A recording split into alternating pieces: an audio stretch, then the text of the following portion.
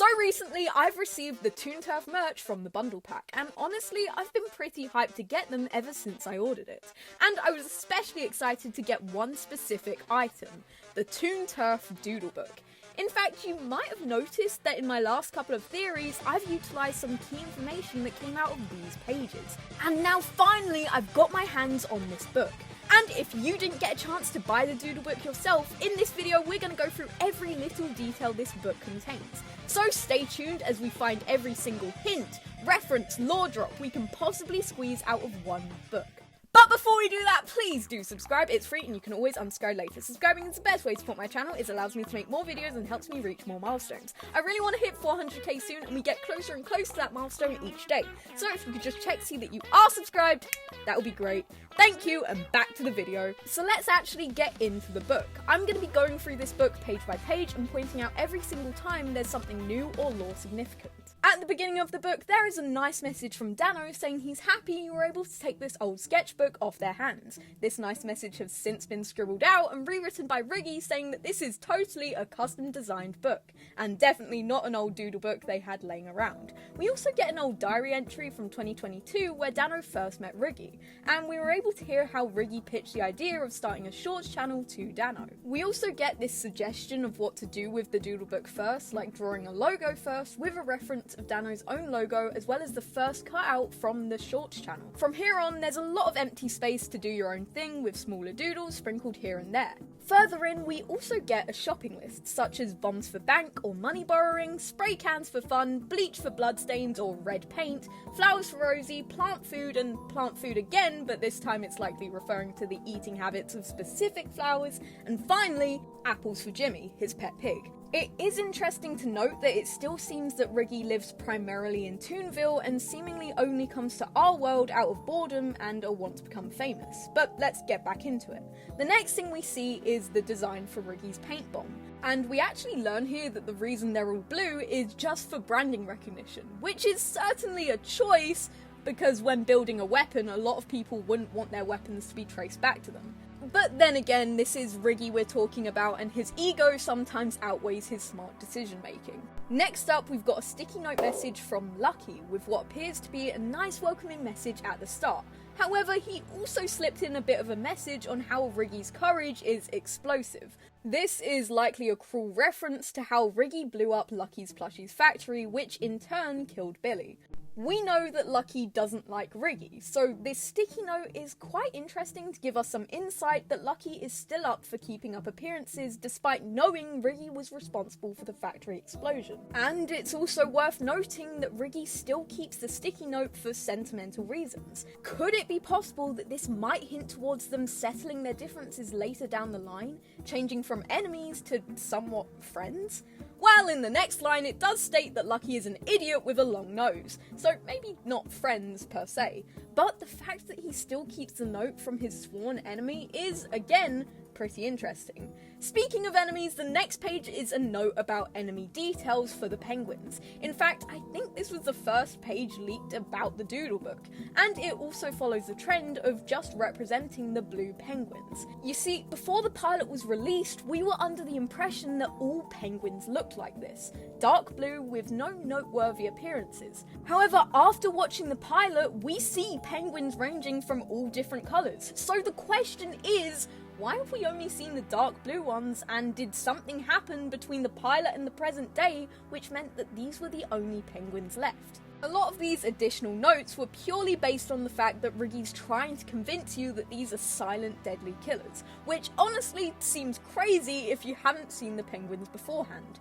It's pretty clear at this point that Dano hasn't, because he's even confused about how something so adorable could be Riggy's enemy. Moving on, we have the family tree. We've actually used this family tree in a lot of other videos, but haven't really gone into detail over it. Here we get to see Riggy's siblings, his parents, his aunt and uncle, and his grandparents. You can tell his relationship with each of his family members considering how he chooses to represent them, such as how Rupert looks angry and how Riggy calls his mother a monster.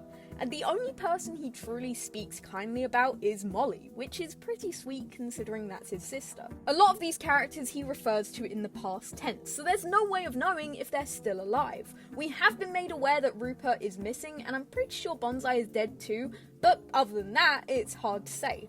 But I do have a few theories. It's also worth noting down that the name Runky is recent, and it was only changed given the circumstances. Okay, side note, which I find kind of funny, is how Robert and Rhonda both had their own separate last names, Radley and Finch, and yet they decided to change their name to Runky because I guess it was to highlight the fact that there was a relationship between a rabbit and a monkey, but what was the tactic here?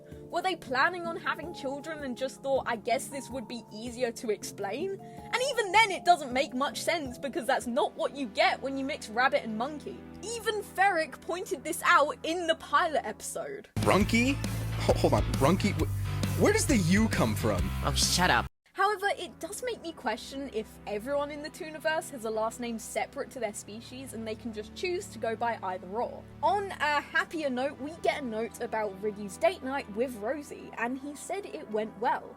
Now, honestly, I don't know what an odd ray is, but it is listed as a hard place to hide/feed evidence, so maybe it has something to do with the possible people eating flowers, although that is just a guess.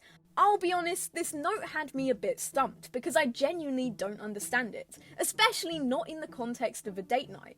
Although I really hope when it says bring candy, he means the food and not his ex's twin sister. I have a feeling that wouldn't go well. Next up is a page I didn't quite notice on my first look through, but it says things from other places, which hopefully means that there are places within the Tooniverse that have yet to be explored. The mushroom and the hat seem to be recognisable from the History of Riggy video, and we've seen this helmet a few times, even with Riggy wearing it.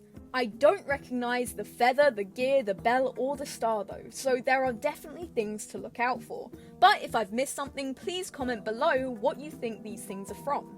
Also, I think a lot of you would be happy to know that RiggyBot is back. At first I thought this was just the original design, but it does say version 2 rebuilt, so I think that this could be Riggy trying to bring him back. Also, I kinda love the fact that the metal leg is functional, the metal ears are for vibes, and the metal arm is just because he ran out of skin. And then after that, we've reached this page, nearing the end of the book, and it's something I've seen a lot of people want to talk about. Now this is what I'm labelling as the shadow page, because it contains the shadow. Genius, I know. On this page there is a picture of the shadow which has been scribbled over, as well as text on the other side which is all muddled up, but we can separate what each line says. I see you, always watching, creator doesn't like you, out of place, brought here, wherever you go, save page, off the page, good cause, clone Riggy, Ruby, Candy, Lucky, Sacrifice, the monsters. Now some of these lines seem like they're talking directly to Riggy, talking about how the shadow sees him and how it's still watching. It knows he's been brought here, and despite all of that, it will still be watching wherever he goes. It sounds a lot like a threat. I wanted to talk about this reference to the creator in Creator Doesn't Like You, which is interesting because we haven't really heard about anyone who's addressed as the creator in the show before, and I doubt that this would be referencing to Dano because he's stated before he doesn't want any prior connections to the story up until the point he meets Riggy. Personally, when I think of the word creator, I think of religious connotations, such as how people in Christianity refer to God as the creator, because he created the world, and I think a similar thing can be said here. In the History of Riggy video, we see someone dealing with the characters outside of Toonville. Could it be possible that this unnamed character is the creator it's referring to? There are also characters we've seen mentioned before. Lucky, Ruby, Candy, Clone Riggy, and the monsters. It's important to note how all of these characters connect. The monsters first originated from a community post made by Riggy, images of multiple monsters plus the shadow. Lucky makes sense, we know he has a connection to our world, possibly the creator himself, and we know he's connected to the prophecy. Ruby and Candy are descendants of the so-called Red Rabbit. The reason I say this is because I believe the girl's father wasn't actually the Red Rabbit, and the true Red Rabbit escaped. And then we have Clone Riggy. who is dead and irrelevant, and I don't even understand why you try bring him up again when he's not even relevant to the show you're trying to... If you don't know, Clone Riggy is not a Toon Turf character. He originated from Shorts Wars as one of the clones, but canonically he has been to Toonville before, and he's also spent all of Riggy's money, which he was trying to save to help people in Toonville. So as much as I don't like it, Clone Riggy does have some impact on the story.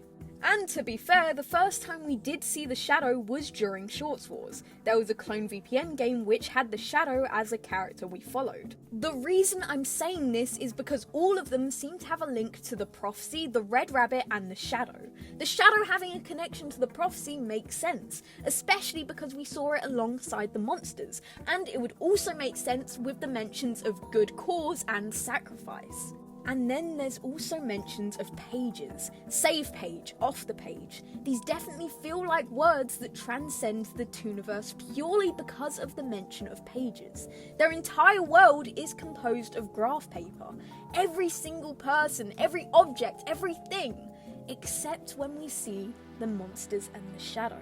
Also, I think the context of this being Riggy and Dano's old notebook is pretty funny, because imagine you go to work on a video and you end up finding a creature of this shadowy figure mentioning sacrifices, monsters, and how it's watching you.